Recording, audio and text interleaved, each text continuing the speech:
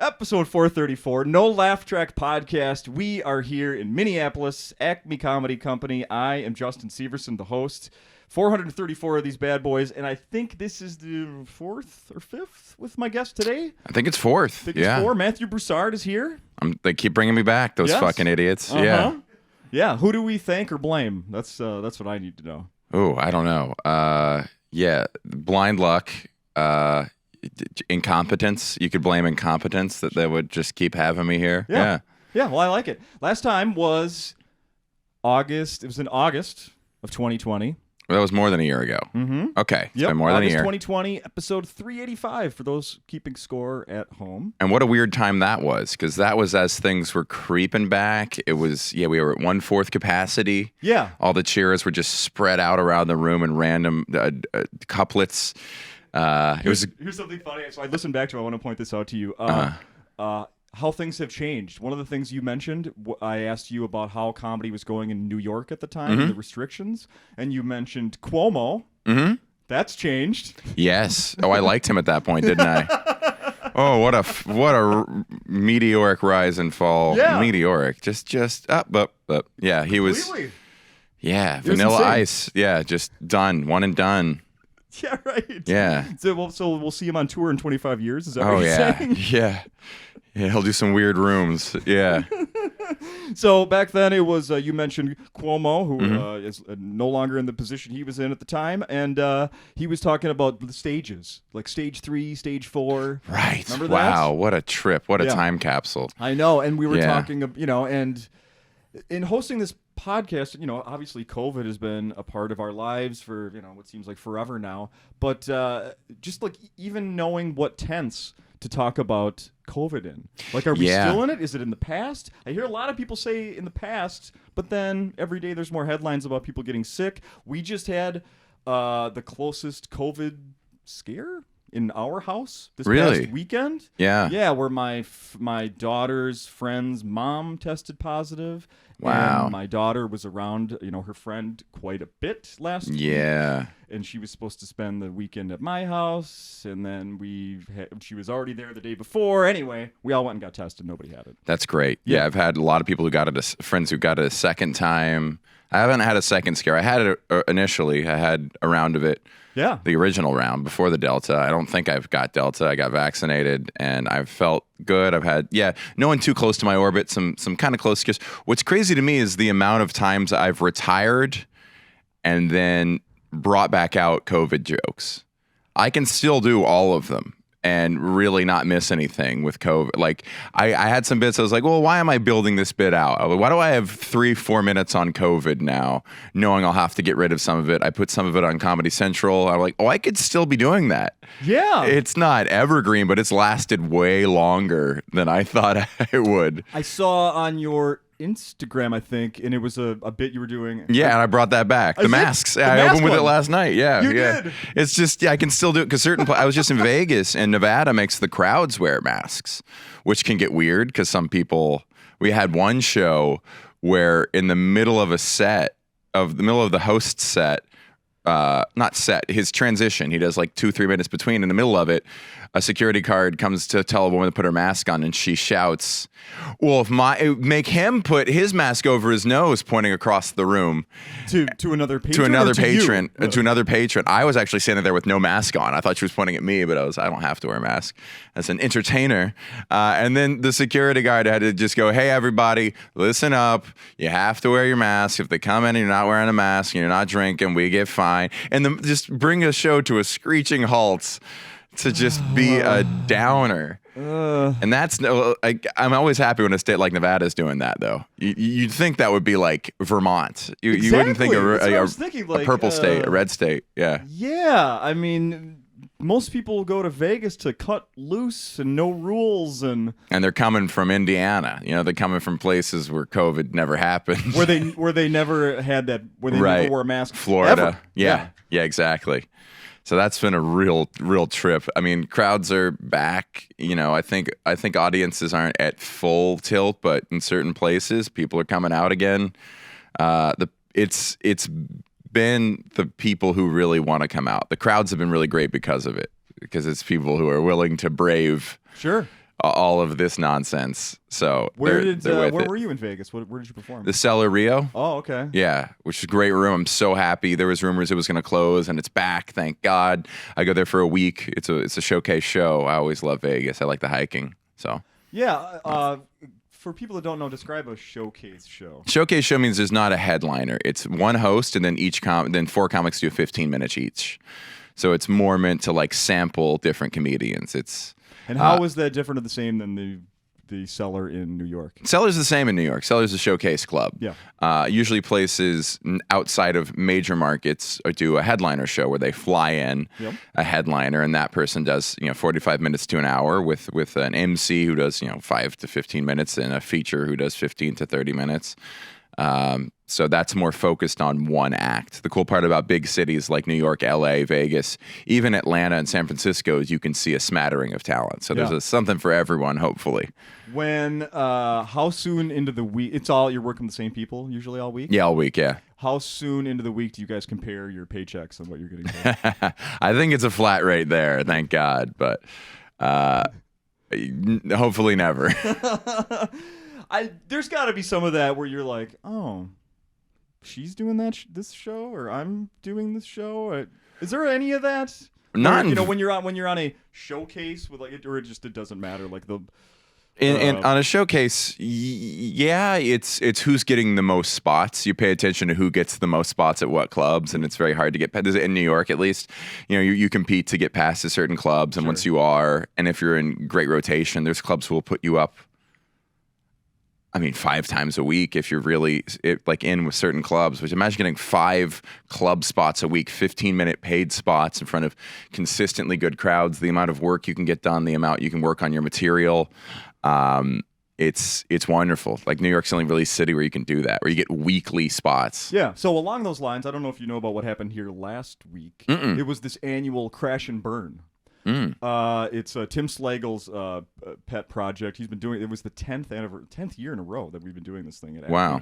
And it's Tim Slagle's the host. It's his thing, and then he invites 3 other comedians. And at the beginning of the week, you have each comic. Well, every night, 20 minutes, new material. Whew. And they write together before shows, after shows. They all try to help each other to the goal. Different set every night.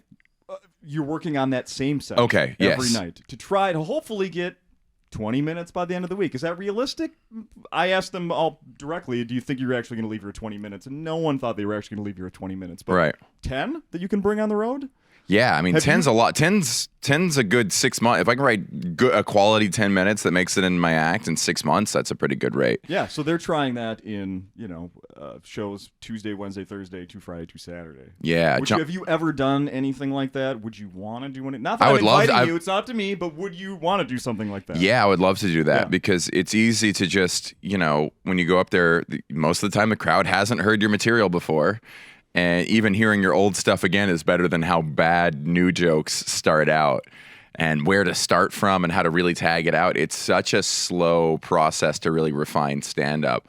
I would imagine with something like that, you'd have to just make sure the subjects are interesting, right? Because you can carry a lot of silence if at least the story is compelling.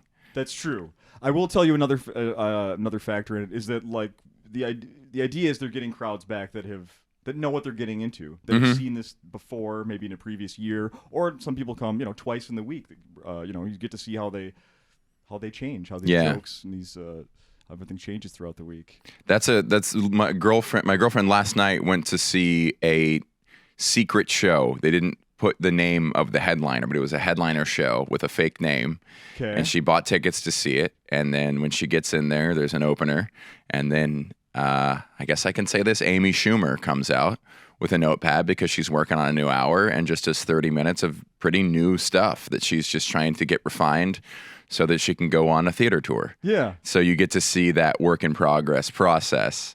And a lot of big headliners do that. They just set up their own shows. Isn't that interesting? Yeah. That the differing opinions on that, like to do it that way where it's secret. Right. Obviously, there's been some in the past where people know it has a reputation. You buy a ticket, you're probably not going to be disappointed. Right. But others, like Louis C.K. Yeah. He's been traveling practice, getting the new material to go do, bigger secret shows. Yeah, except they are announced. Yeah. I mean, it's not a month in advance, but it's a good week in advance. I mean, the name's out there. People know. It's not like you're coming to the door and like, who am I seeing? He's just so fast. He's just, there's no one who really keeps up with how quickly he can refine and polish an hour. He can just get it right out there. Right. And I think it might be a little sloppy for the first couple goes, but by the time it gets to your town, it looks, to a untrained eye like a polished hour. Yeah. And then by the time he films it, it's, usually very good. Right. So that's, those people all have the luxury of just being able to go out and fill up a crowd night after night. My girlfriend and I saw John Mulaney's new hour. He was doing shows, weeks of shows. Back. Yes. Yeah, weeks okay. of shows, 2 shows a night, most nights at City Winery in New York. And they all sold out, thousands and thousands of tickets. The room seat's probably 200. But he'd just go out, have an opener, and then he'd go and work on his hour night after night. And by the time I saw it, it looked ready to go. So I don't even know what he was working on. I watched it. I was like, this is perfect already. This is a full hour. I haven't heard any of it because I saw him in 2018, 2019 with an hour that was new, that was ready to go since his last special. And he seemed to have thrown away all of that. This hour we'll never see because he went through rehab and intervention and all that. And he's talking about that. It was very good. But he has that luxury of just having his crowd there night after night, knowing it's in progress. And that lucky bastard. Oh, so easy when you have millions of adoring fans, isn't it, John? Along those lines, how was your first night here last night back at Acme? It was great. It was what a good crowd. Yeah. What a wonderful crowd. They were forgiving of some of my soft spots, so I was appreciative of that. Young, hip crowd. I had a great time. We need to address the introduction you were given last night. Yes. I think I wrote it down here. Let's see. Ladies and gentlemen, I don't even know if that was part of it, but this was part of it. He's been on Comedy Central and other things. Yes. Matt Martell. That's right. I think he might have said Bartell, which is a little closer. Oh, was it Bartell? Bartell. Oh, interesting. Oh, I didn't even catch that. So there's Chuck Bartell. So you... So there was a mix. Oh, that's even better. I like that. All us white guys look the same. Come on, Chuck. Come on, Chucky. Chuck. That was wild. It made me fumble my first joke because I was just like, I think I went out and I just said mangled. The most mangled introduction I've ever had, and then I got his name wrong. Yeah. What? How much? When you go to a club and they does Acme ask you what to put in your? Like, did they read Comedy Central because you filled out something that said from Comedy Central and other things? He asked me what I wanted as an intro. I was like, oh, you can just say here from New York Comedy Central. Typically more than one credit doesn't matter that much. Yeah. So I just give him Comedy Central. I like here from New York just to contextualize my jokes that I'm not a local. So if I start talking about where I live, that's all I really need. Oh, okay. Yeah. So how the hour that you're doing now how much is different from last year, do you think? I never know. Change with the pandemic. I know it's thrown a wrench in a lot of people's work. But. I don't know. I never have a good idea of how much is new. I'm always hoping for like 10 to 20. But I also switch up my set from night to night now. I recorded an album in 2016, and I haven't put out anything full length since. I put out a lot of short stuff. Yeah. So a lot of that still finds its way back into my set, my Tonight Show set, some Comedy Central stuff. I try to make sure it has it's either part of something bigger or has more tags or has been fleshed out since then. I don't know how people feel about that. I don't feel jokes like missing because people have heard them. I think I'm at the point now where a lot of people just came to the club and didn't necessarily know me. They might have watched one video. Sure. It's hopefully very different from my album, but trying to just work on new stuff. I have a lot of stuff about my girlfriend now, about her. I can't remember what I was doing a year ago because you just tweak little things, and sometimes I'll listen to old sets and I'm like, oh wow, that joke was so different then. It was like half formed. I thought I started doing this joke in 2017, but it's pretty different by now. Interesting. Yeah. So I don't know to answer your question, but I have some new stories, and I didn't get to a couple new things last night. But, okay. Yeah. And I've been listening to some episodes of the podcast that you do with your girlfriend. Thank you. And we talked about it, I think, the last time you were here. Mm-hmm. She does comedy too. Yeah, she does stand up too. Yeah. Which is so I listened to the episode where you talked about getting ready you recorded like 8 minutes. Yeah, it ended up being 8 minutes. Yeah. How long Comedy Central came to you and said we're doing this new thing to put out? We're still putting out comedy. But it's this one's going to be a little different than like a half hour, an hour. It's going to be a certain length online. So I did one of those in 2019 already. So I already knew the drill. Yeah. And I had a lot of fun with that. It's just a great way to put out a set because I'm always very reluctant to put out material. And then if someone asks me to, I'm like, well, let's go. Time to get it ready. This one was a little different because I got offered a month in advance. I think it was July. I got about 3-4 weeks, and I have a set that's kind of burning a hole in my pocket. That's like clean about vowels and French and Jewish and all of that. And I realized that wouldn't be the place to do it. Comedy Central, it's YouTube. There's no content restrictions. Yeah. They're not going to nitpick my set. I can just do whatever I want to do. So I had a bunch of jokes that I had been doing on rooftops and in parks during the pandemic in New York, and it was to a crowd of younger, hipper people, more comedy savvy. So I got to jump into dicier subjects and play with tension more. And I thought how fun it would be to put out this stuff that has a shorter shelf life, but a higher relevancy, and to try to play with fire. I don't normally do that.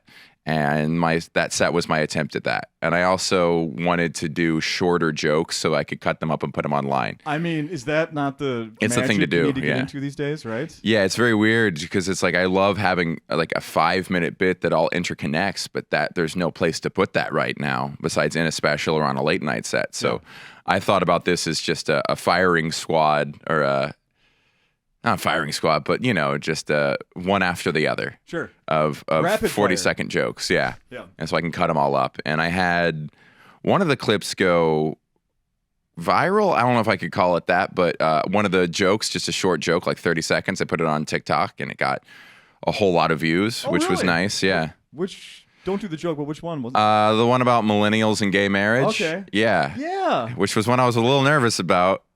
No, I wasn't nervous about that one. That was just a fun one. That was a very new joke when I put it on there. That's a good joke. Thank you very much. I like that yeah. one, yes.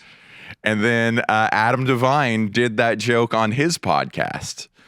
Like beat for beat, I got a message being like, sounds like he's doing your joke here. I listened to him, like, does sound like he's doing my joke there. So I sent him a very polite message being like, hey, did you maybe hear mine and not forget? He was like, absolutely, I'm so sorry.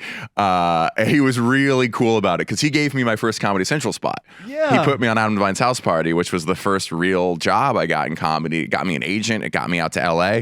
And he gave me a shout out on the next episode. He was just, I haven't listened to it yet, but I think it was just like, go listen to his version, tighter delivery or whatever.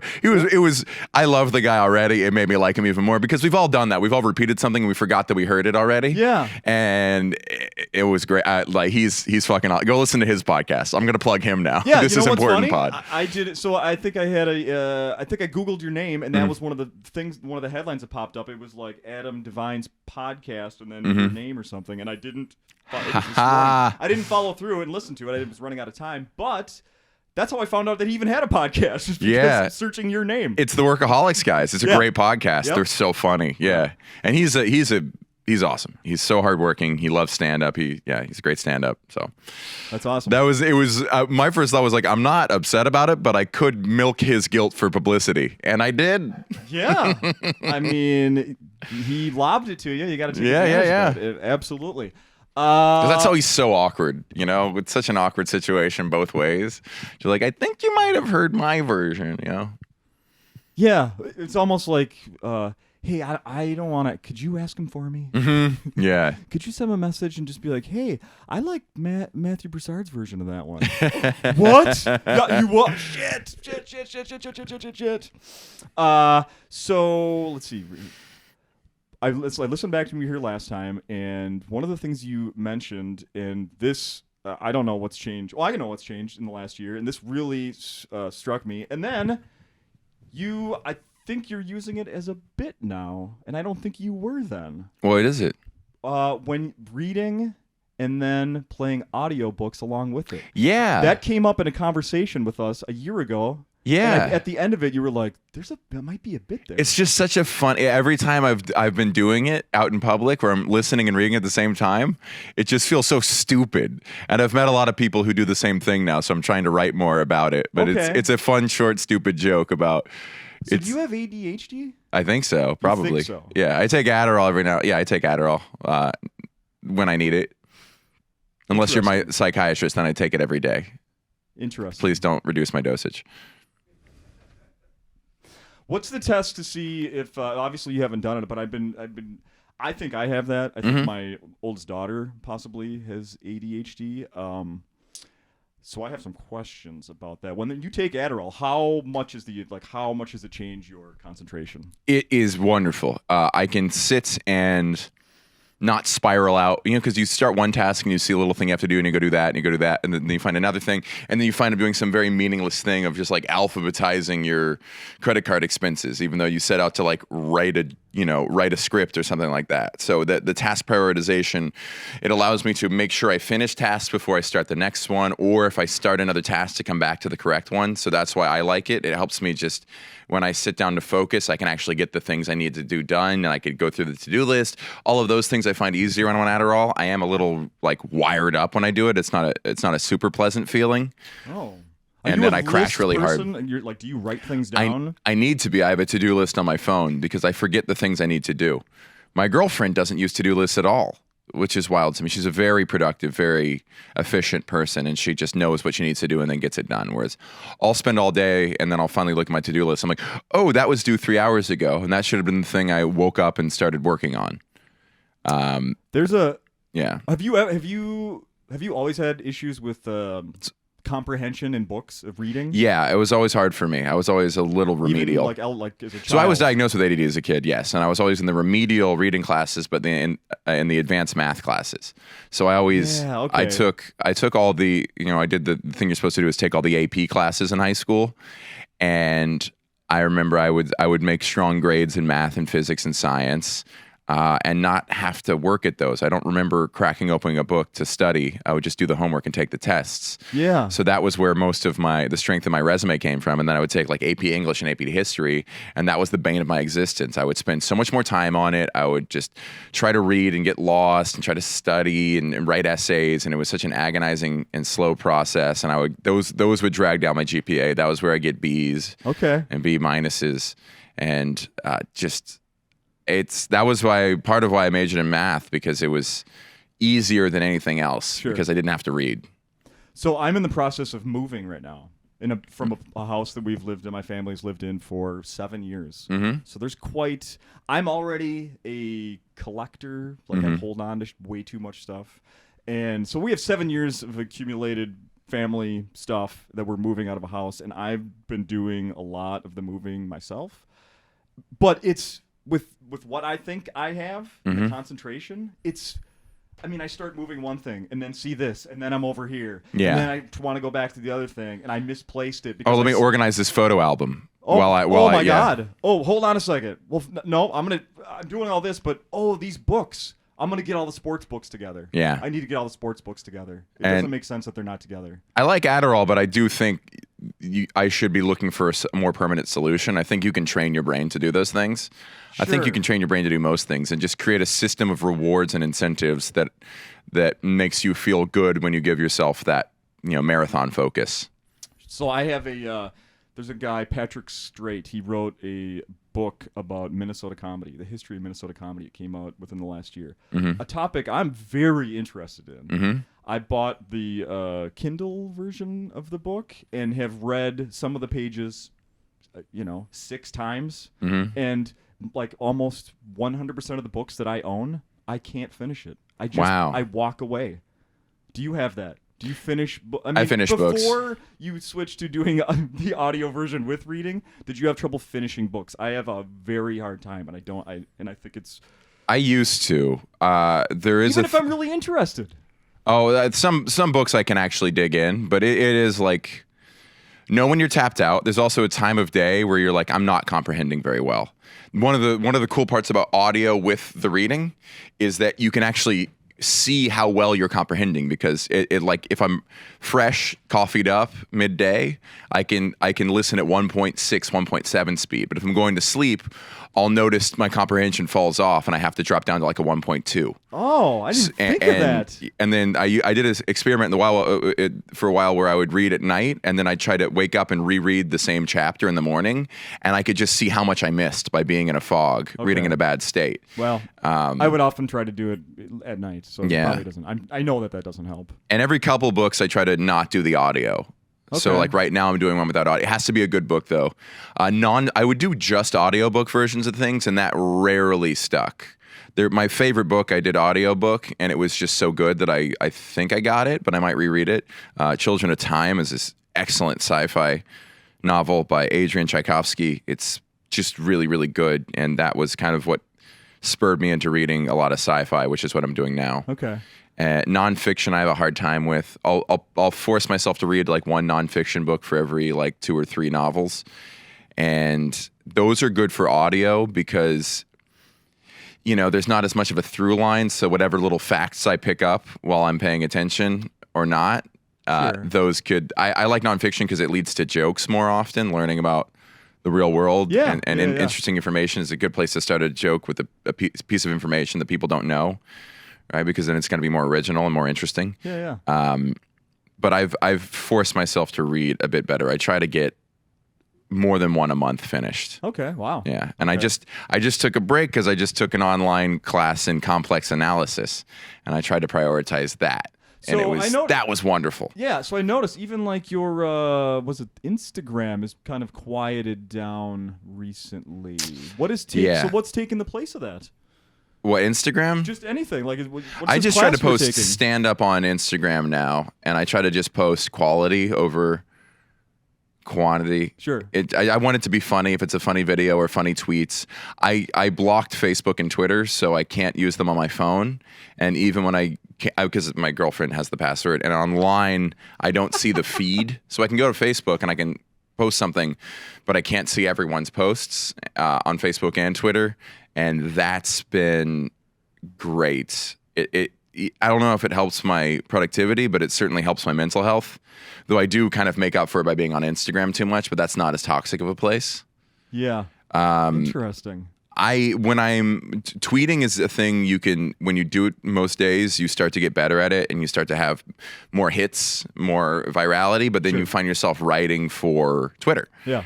Which is not writing for stand-up. They rarely overlap. There's some people who can read their tweets on stage. My tweets almost exclusively don't work as stand-up. So now that's something that some people leaned on last week in Crash and Burn. Mm-hmm. They dug through their tweets. Like, hey, this is something I might be able to work off of. Yeah. Starting points. Yeah.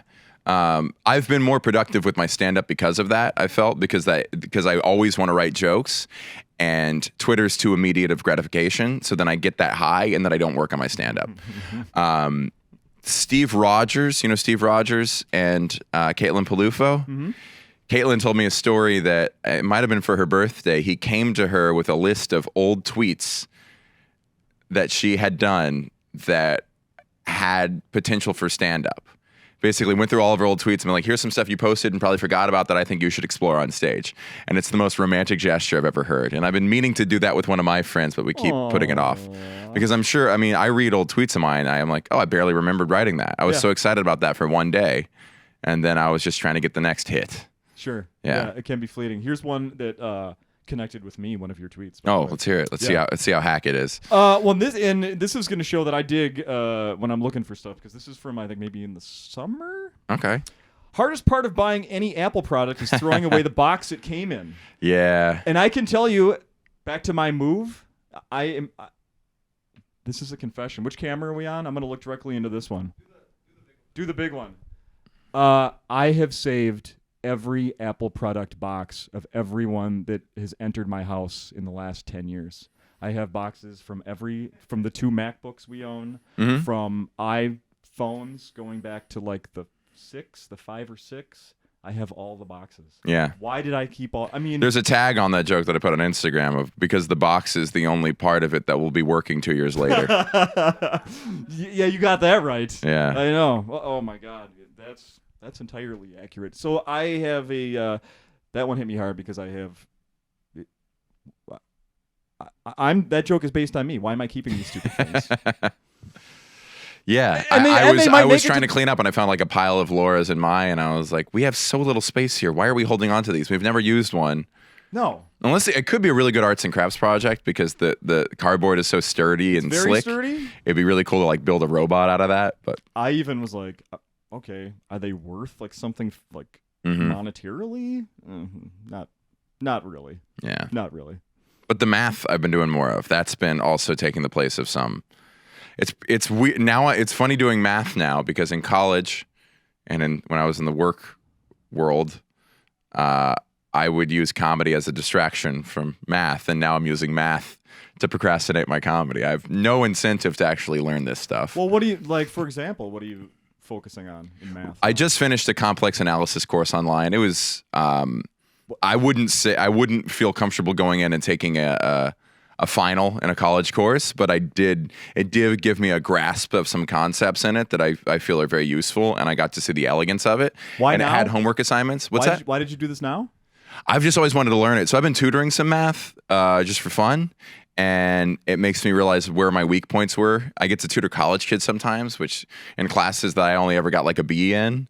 So, and then going through it a second time, you realize how much you missed, and because you've learned stuff down the road, you realize now why they were teaching you this stuff. The first time you learn, like, what is this for? And they're like, oh, in 2 years, you'll realize this is crazy useful and super elegant and has like actual meaning to it. So there was one class I didn't get. I did applied math instead of regular math, and we did not take complex analysis. And I had heard great things about this course. And it's something, math majors would take. So I just did the online version for free on Coursera, and it's beautiful. It's all the elegance of like calculus, the stuff you learn at the end of Calc, I guess 2, but expanded into even more useful and more, just beautiful places. It's just math with imaginary numbers. Is this going to lead to another class, or is your free Coursera done?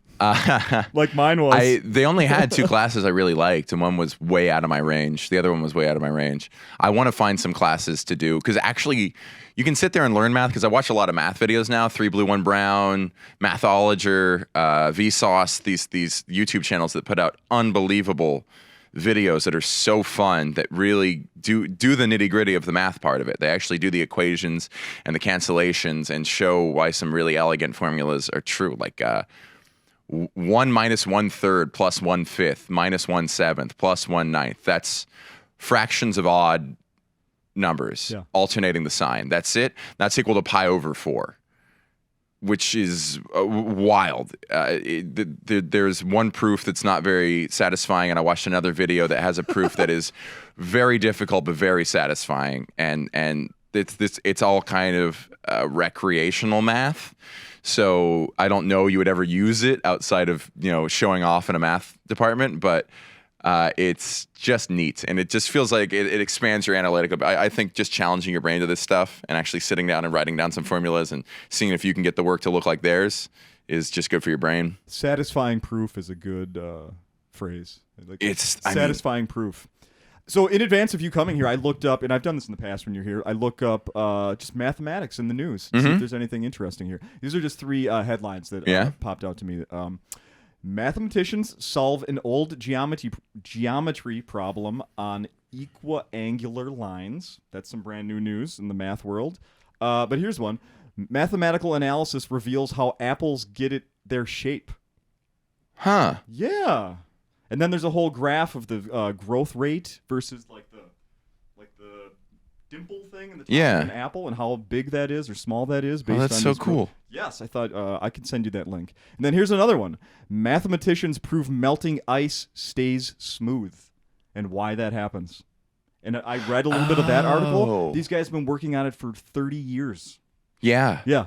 The thing is, if there's a math equation being solved now, there's no way I understand it.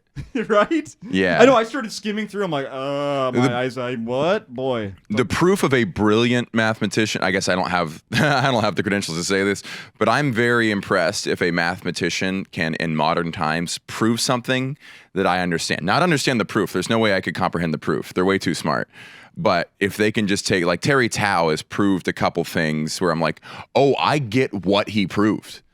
That's crazy. Okay. Like there's a couple outstanding problems. Like Riemann Zeta would take a long time for me to explain to you what the problem even is, but it's with some understanding of it, you can be like, well, that's crazy, and they can't prove it at all. No, they don't know. They can show through a lot of computers that every time it happens to be this same number that gives you this output, but we can't prove that that's always the case. We can't find exceptions to it, and they'll test it up to like trillions of numbers. But there's two outstanding mathematical theorems, if I understand this correctly, or conjectures, because they're not proven. I think it's called Goldblots Conjecture, which is very simple. Every even number is the sum of some two prime numbers. So, maybe it's over a certain number, but like, 6 could be 1 plus 5. And then what would the next 8 could be 5 plus 3. But you can keep doing that. And they've showed they've tested the first couple trillion numbers. Yeah, but it's when you look at it, it's so random, and they don't know that that's true. It probably is true. It'd be crazy if it wasn't, because we've shown no exceptions ever through trillions of numbers. So there's always some combination of primes, just 2 that's equal to an even number. Okay. And they can't even prove that it's true, much less show why it's true. So something that simple, that's a crazy head scratcher. Yeah, that's a great example. And then there's one other that's, I can't remember, but that one's wild, and that one's still outstanding. I think it might be a millennium problem, which means if you can solve it, you get $1 million. What? Yeah. Who's $1 million? I don't know. Millennium problem. Fermat's last theorem, which is I think it was done in the 90s. And that took a long time to prove. So the story was, it's a pretty simple equation. So A squared plus B squared equals C squared, right? So you can think of whole numbers. So N being a whole number and A, B, and C being whole numbers, right?